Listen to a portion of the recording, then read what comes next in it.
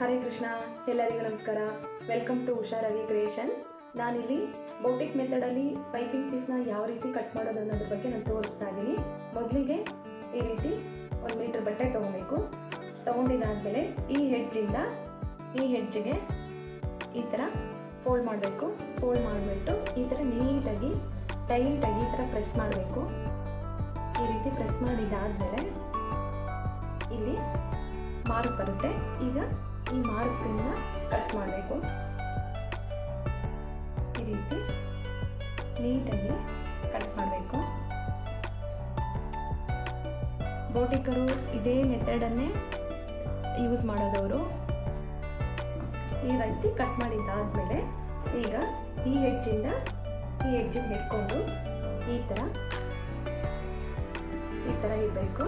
ಇಟ್ಟಿದ್ದಾದಮೇಲೆ ಈಗ ಇಲ್ಲಿ ನೀಟಾಗಿ ಒಂದು ಸ್ಟಿಚ್ ಮಾಡಬೇಕು.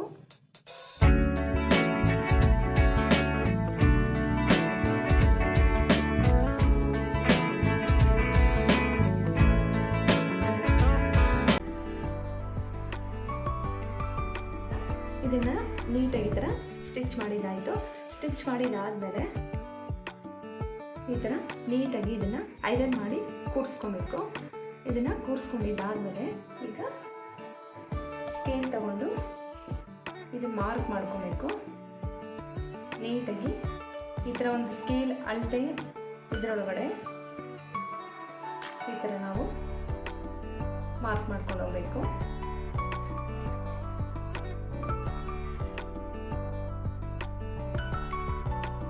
ಈಗ ಈ ಥರ ಎಲ್ಲ ಮಾರ್ಕ್ ಮಾಡ್ಕೊಂಡಿದ್ದಾದ್ಮೇಲೆ ನೆಕ್ಸ್ಟು ಇಲ್ಲಿ ಎಕ್ಸ್ಟ್ರಾ ಪೀಸ್ ಬಂದಿದೆ, ಅದನ್ನು ಈ ಥರ ಕಟ್ ಮಾಡಬೇಕು.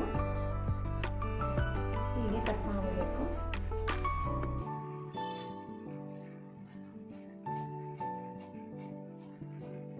ಈಗ ಕಟ್ ಮಾಡಿದ್ದಾದಮೇಲೆ ನೆಕ್ಸ್ಟು ಇದನ್ನು ಈ ಥರ ತಿರುಗಿಸ್ಕೊಬೇಕು ಸ್ಟ್ರೈಟಾಗಿ. ಈಗ ಈ ಥರ ಫೋಲ್ಡ್ ಮಾಡಬೇಕು. ಈ ಎಡ್ಜನ್ನು ಈ ಕಡೆಗೆ ತೊಗೊಳ್ಬೇಕು. ಈಗ ಈ ಥರ ಸ್ಟ್ರೈಟ್ ಬಂತು.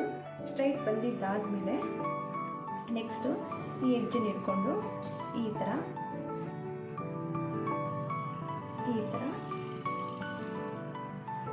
ಈ ಲೈನು ಈ ಥರ ಇರಬೇಕು. ಈಗ ಇದನ್ನು ಈ ಥರ ಇಟ್ಕೊಂಡು ಒಂದು ಸ್ಟಿಚ್ ಮಾಡಬೇಕು. ಸ್ಟಿಚ್ ಮಾಡಬೇಕು.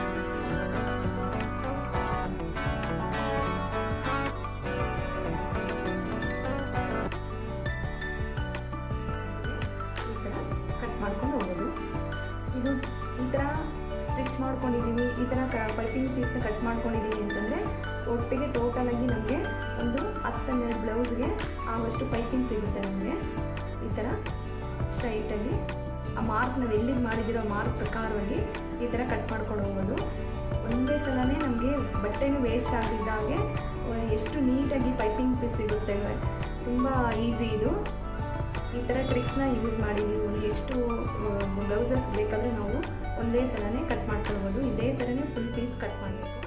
ಈಗ ಈ ಥರ ಉದ್ದ ಪೀಸು ನಮಗೆ ಪೈಪಿಂಗ್ ಸಿಕ್ಕಿದೆ. ಈ ಥರ ನಾವು ಕಟ್ ಮಾಡ್ಕೊಂಡ್ರಲ್ಲಿ ನಮ್ಮ ಒಟ್ಟಿಗೆ ನಾವು ಒಂದು 10-15 ಬ್ಲೌಸಿಗೆ ಹೊಲಿಬೋದು. ತುಂಬ ಈಸಿ. ಈ ಥರ ಟ್ರೈ ಮಾಡಿ.